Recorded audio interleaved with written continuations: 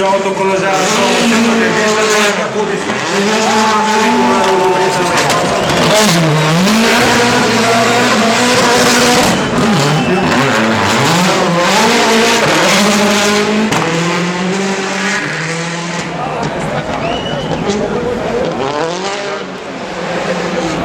Имам чувството, че този човек е среснал с своя автомобил.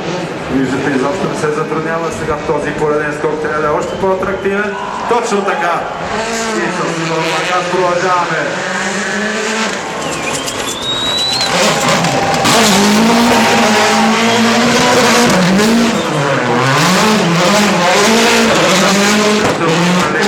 София, но това също е начин да подгрее зрителите, да се усети многото адреналин, който предстои по време на 4-дневната надпревара.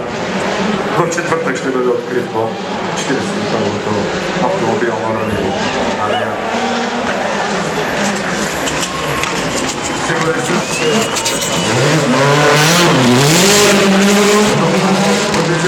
го умеят Даниел Елена и Себастиан Льоп.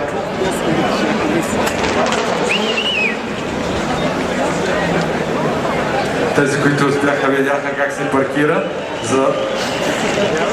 Виждате, чувате одобрително.